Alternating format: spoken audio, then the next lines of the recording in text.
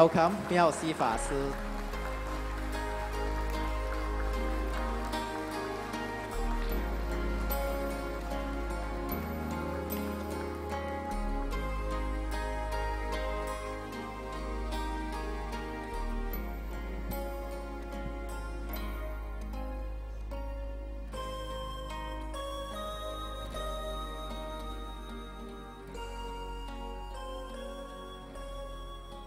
A very warm welcome to Miao Hsi 法师. Let us give Miao Hsi 法师 a bow.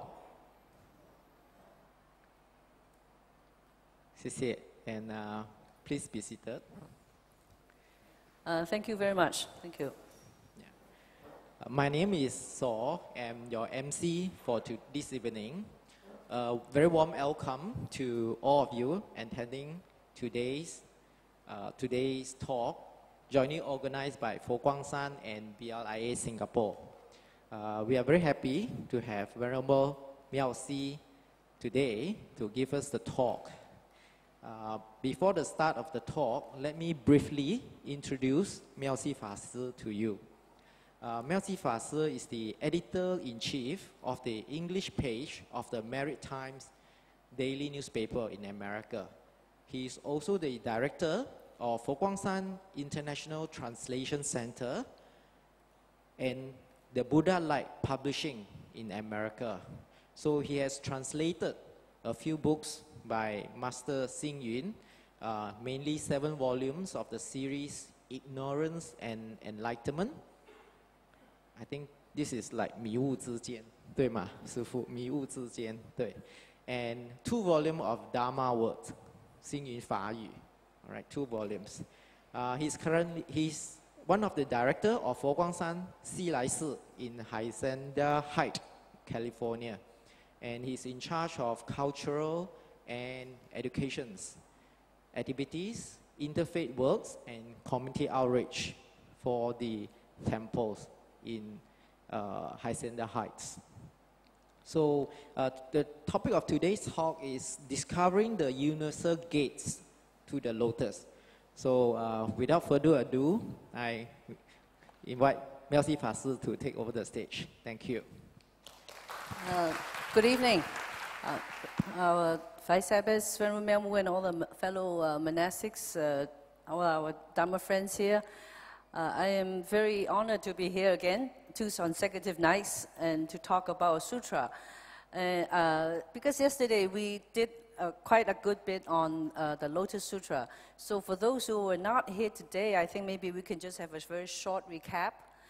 We all know that, of course, the Lotus Sutra is what we call 妙法莲华经, okay, so that is in Chinese. So the Wondrous Dharma Lotus Flower Sutra is like a very literate translation of Fa Hua Jing or Lotus Sutra.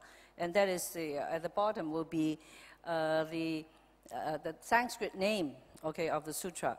So I won't be going over too many details, but just to let you know, the name of the sutra means, very, very, very detailed description. So it's like the wonderful Dharma, okay?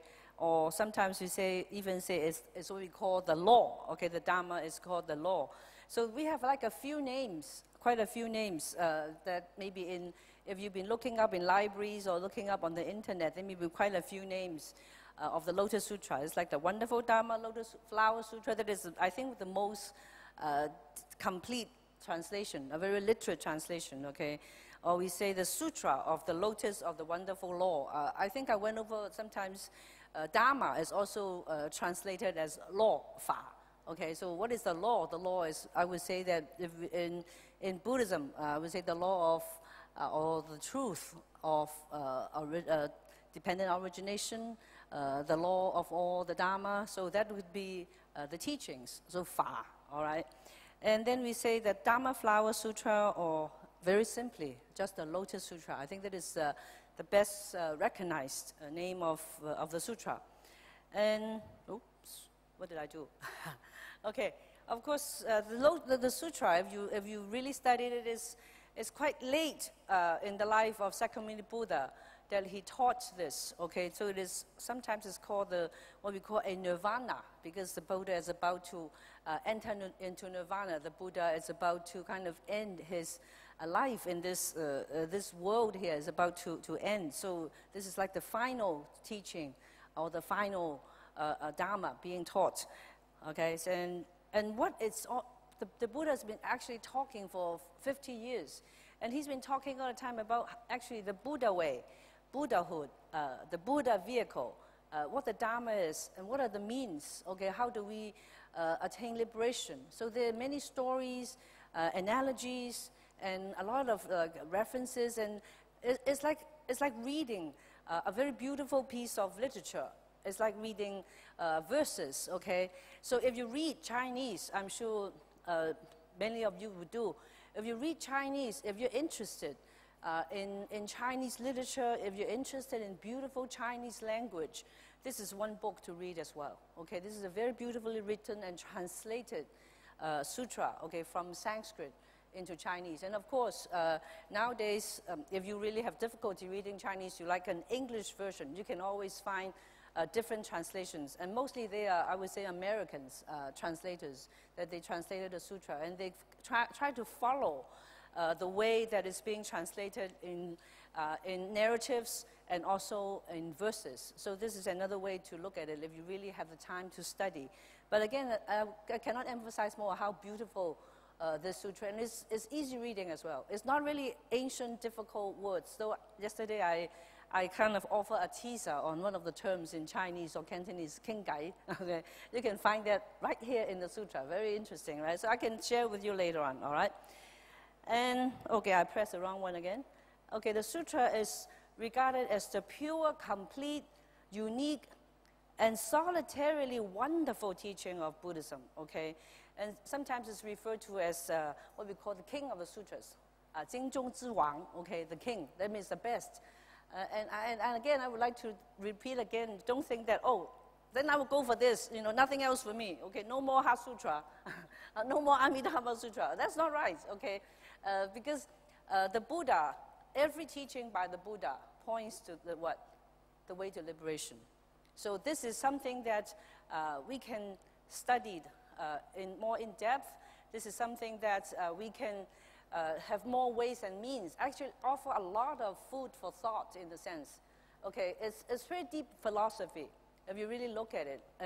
And the Buddha offer a lot of analogies, like referring to how the teaching is being spread, how we can, as different people, different backgrounds, different personalities and characteristics, that we can also connect and relate to the Dharma, how we can use all the teachings in our lives, okay, how we can kind of look at that and then look back at our own lives and see how we can, okay, live happier, how we can gain liberation. So this is a very good piece of course it's a big sutra, okay, 我们说这个大头部好像很厚很大部 and it's more complicated, okay, to study, especially maybe in Chinese for a lot of people. But you can also read the English, all right? Okay, so, and of course we refer to the 6 Chinese versions, and please, most of the, if you look at the English translations, many of them are actually from the Chinese, okay? Of course, there may be people who can really know and study well, and they can look up some of the original, but I doubt very much if, you know, in today's world, there are really too many people who can really understand otherwise. But because Chinese, of course, it's a very popular language, and still a lot of people would find it easier to study Chinese and learn, and then learn to translate. So the Chinese one is a very good one to study. And I just mentioned that it's very well translated. Of course, it's being translated by, I would say, master. It's a great master of Kumarajiva. And, well, he got a long story, but we don't have time to look at his story or his lifetime. But he's well known for translating very easy reading, very smooth. Yesterday, well, I just mentioned Kingai, okay? And yesterday I also said that he would very easily kind of let you have the concept of how the Buddha was talking about future Buddhas and future Buddha lands, how the heavenly beings and earth being can connect and actually see one another. So he could put it very simply. It's not difficult to understand.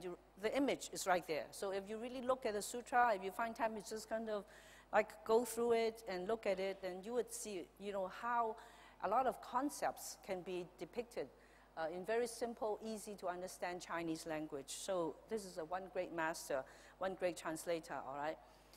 And we say that it's very, very, very high standard and is strict, but it's easy to read, okay? So this is very exceptional. And the Lotus Sutra is being studied and also upheld in their practices by different schools, the major schools of Buddhism, such as I mentioned, Huayan, or esoteric, Pure Land, and all that. And not just in China, okay, just not for Chinese Buddhists. It's like in places like especially Japanese and even Korean. But here, the best known maybe is Tentai, okay, Tentai school. The whole school of philosophy is based on the Lotus Sutra, all right? So I just mentioned that. So nowadays, even in the West, okay, people recognize the value of the sutra in both its teachings, its translations, and how it's being expressed. All right? Again, I think I will skip over this because I talked about the title. And what is the Dharma expounded? We say it's the Dharma of the Buddha vehicle. So the Buddha in the end, can you imagine someone who has been teaching for 50 years? Very profound teaching. So he may have to start out talking about simpler concepts, easier to understand. Okay, like do good, or you have to distance yourself from greed, anger, and delusion, and so on. But eventually, towards the end, and of course, you have to recognize that Buddha is also aged in his human life, so to speak, in his worldly life. And I think at the end, he wanted to really emphasize it's the Buddhahood. That's the ultimate. That's the only vehicle that we should focus on. So this is the Dharma of the Buddha vehicle. Again, we talk about the lotus flower. So many of you, or if you go to any temple here, Asia, or even in the West, any country, you would find that even like I was saying, in vegetarian restaurant, they will use the lotus, right? The lotus flower is a symbol of purity. It's a very important, very outstanding icon or symbol of Buddhism. So the lotus, we say here the Buddha is on the lotus seat, right? So you see lotus flower maybe sometimes on the walls, you see lotus flower on the floor, you see on the door, somebody's logo or whatever, because it symbolizes what? Purity. It symbolizes that, it's actually, if you look deeper, it also symbolizes emptiness, okay? It's also, and the flower itself, on the practical side, the lotus flower is very useful. It's like the Dharma. You can use it in any form, any way, okay? The lotus flower is a very beautiful flower. And of course, the word sutra, I mean, if you are here for, like, you're not really studied a lot of Buddhism, you're just being curious, or you're just studying or starting out, I'm sure you've heard of the word sutra. So sutra is what? Sutra, nowadays we would say is just teachings, right? It's just teachings. The Buddha's teachings is contained in sutra. In Chinese it's jing, right? Jing. But actually the word sutra means to string together, to hold together. And I would say sutra is like the path, okay? The path as well. So it's like showing us on the path all the different teachings, how, okay, we can learn from these teachings on this path, and it's our way to liberation, our way to happiness. So this is also the name of the sutra, okay? The meaning of sutra. And of course, every sutra, this is not the only sutra. Every sutra has a name, so we say there's a specific name and the common name, all right? So sutra, we call most teachings a sutra, okay? And if you know more about Buddhism, the teachings are into what? Three, the Buddhist canon is in 3 different categories. Jing, sutra, Lu, okay, it's like what we call sastra or treatises. Okay, it's like you write a big thesis, okay, on a certain teaching or certain sutra. And finally, we say is the Vinaya, okay, the Vinaya, that would be the precepts and the rules that we live by, okay, according to Buddhist philosophy, according to Buddhist morals and ethics. So that would be what we call the 3 divisions of the Buddhist canon, or the Tripitaka. Okay, so that's also, maybe I can kind of explain a little bit here as well. So sutra is one of them, and a big part of it actually. Okay, so I did show some photos, pictures or images. The sutra has 28 chapters, so this is like something that they would write manually. Imagine you copy word for word, okay, manual, and you cannot get it wrong either. there's no place to make mistakes here. So look at how beautiful it is. So some of these images that you see, every character there's a Buddhist image, okay. So this is very beautiful, and or something like this. We say this may be like an image. They try to 我们讲经变, we say in Chinese, it's like you transform a sutra from words into a painting, into a picture, into images. So this is one of them. Okay, just and actually, if you look at some ancient copies of the Lotus Sutra, it may be in museums. It can be found in museums, and it can be found in even maybe in some of the temples. Okay, even in Foguangshan. There's some ancient copies of sutras that is really worth keeping, all right? And, or maybe in a scroll. Okay, this is, I would say, a much plainer form.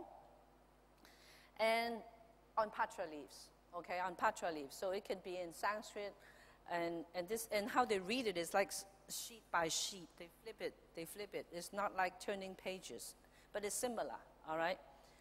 So, yesterday we mentioned that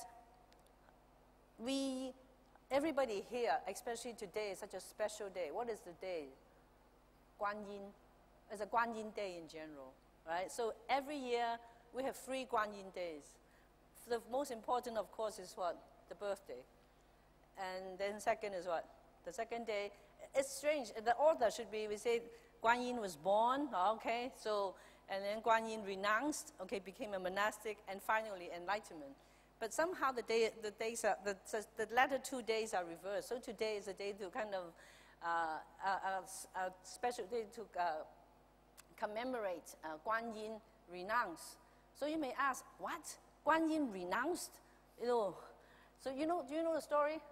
We say that Guan Yin actually was manifested in one of the lifetimes as a princess, right?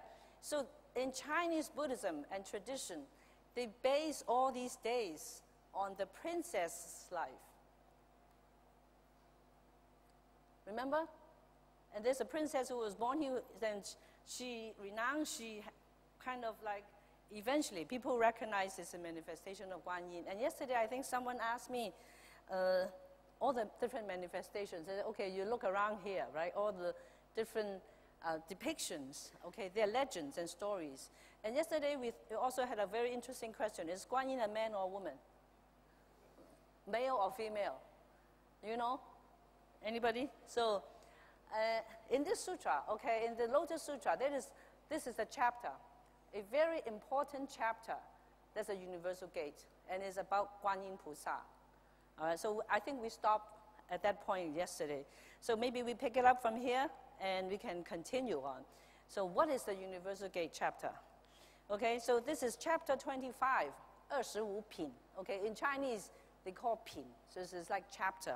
So chapter 25 is quite late into the Lotus Sutra, okay, because the whole sutra only has 28 chapters. This is already 25. So it's quite late. And if you look at the sutra itself, the Buddha talked about other Buddhas, how they practice, how they attain enlightenment, and also many bodhisattvas. And one of them, the most prominent one, I think, that as Buddhists, as especially Chinese Buddhists, is Guan Yin. Okay, and we say that, of course, it's not just Chinese Buddhists. In Asia in general, Guan Yin is extremely popular and well known. Okay. We say every family, or one way or another, they would recognize Guan Yin, they know Guan Yin, or okay, sometimes they consider Guan Yin as somebody, is like a god, is like a deity, okay? And so yesterday we mentioned that in English, it's a very bad translation. They call Guan Yin the goddess, okay, a goddess of mercy, okay. So I said it's a very, very bad translation. I really don't like that translation, okay. And mercy is a little condescending and too Christian, I would say, right? Too Christian. And so it's more compassion, okay, compassion, 慈悲, 大慈大悲 is great compassion, great loving kindness, okay. So it's still back to the old question, is Guan Yin a man or a woman? Is Guan Yin a man or is well, all of these images, all of these statues up there, you can see, oh, it's like, oh, she's female, okay. But if you look at some Japanese, if you ever visit Japanese temples where they have Guan Yin, it looks more like a man and has whiskers, right? You have like, so is Guan Yin a man or a woman? Guan Yin a man or a woman? Something to think about, okay? So I mentioned yesterday that in different cultures in Asia, there are different names, but very similar. They all sound the same, okay? It's all sounding the same. And of course, we look at the word Avalokitesvara. It's a Guan Shi Yin. So actually, Guan Shi Yin, it's the meaning, the translation of the meaning is Guan. And you may wonder, how can you look at a sound? You hear a sound, right? We look at an object. We look at an image. But how can you look at a sound? Can you look at a sound? Can you see a sound coming? You hear, right? So actually, Guan here is not just looking. Okay, we look at things, we interpret things a little too easily sometimes. Okay, Guan must be look, because that's the common Chinese language. Actually, Guan, we say Nei Guan, okay? You more like contemplate and observe inside you. Sometimes people, when you meditate well, they can really see inside themselves, their thoughts, their train of thoughts. And so it's not really unusual that you can actually see things that you don't usually see with our eyes. So Guan is beyond looking or seeing. It includes that and everything else. So even sound, you can observe. And what are the sounds? Sounds for what? Cries for help. Sounds of suffering. So Guan Yin has the great compassion, the great loving kindness, and of course the means to help all beings. Okay, so let's look at the Universal Gate chapter. So what is the Bodhisattva? I'm sure many of you, after all the Buddhism exams, I'm sure you have some concept. So what is a Bodhisattva? Oh, it's one word, but it can be broken up into two words, okay? So Guan Yin Bodhisattva, or Avalokitesvara Bodhisattva. Sometimes in English they have it reversed, they call it Bodhisattva Avalokitesvara, but actually it's the same. Okay, so here we say Guan Yin Bodhisattva is one who what? Who you can, as the word Bodhisattva is like an enlightened being. Bodhi is enlightenment, okay? And Sattva is a being. You can consider Guan Yin as an enlightened being. And also, if you took it more like in action, it's like more like a verb, it's not a noun. Then you say, it's someone who can enlighten other beings, all right? So, how can Guan Yin enlighten others? Or how can Guan Yin help, all right? So let's look. Let's take a look. We say, I use the word he here, okay? So I'm not respecting the ladies here, okay? But I think it's just a common usage, okay? So is Guan Yin a man or a woman? So let's take a look at here, okay? So he liberates all sentient beings from the 7 difficulties. Some of you have a copy of Pu Men Pin here, okay? It says English. So if you're familiar today, for those of you who came for the morning service, we recited Pu Men Pin, right? So if you really look at the book or if you look at the sutra, you kind of turn the pages. So there are what we call the 7 difficulties, okay, the 7 difficulties.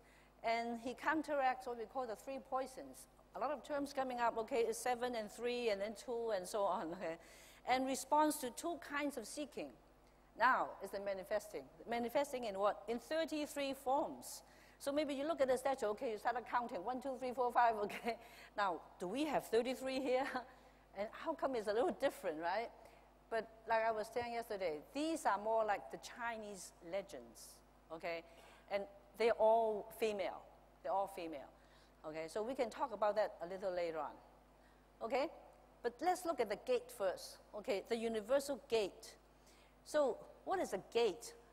Here at Singapore, because this is like a very modern building, so you have the front gate, right? The front doors, sometimes you may call it. But if you go to Xilai Temple or you go to Foguangshan, where is the gate? Or the mountain gate, Sanmen. So the gate, actually in Buddhism, there's a lot of symbolisms. So the gate may not be an actual gate. So like at Xilai Temple, we say, hey, you know, go down to the gate. There are actually 2 gates. Have you been to Xilai Temple? We have this 四弘誓愿, the 4 universal vows, right? It's empty. There's no doors. You can go in and out, okay? So it's a symbolic gate. But down at the road, right down when you go to, you can get onto the road there are big gates that can be closed. All right? So, but of course, that's because we live in a modern world, okay? So we have to kind of protect ourselves somewhat, and we need the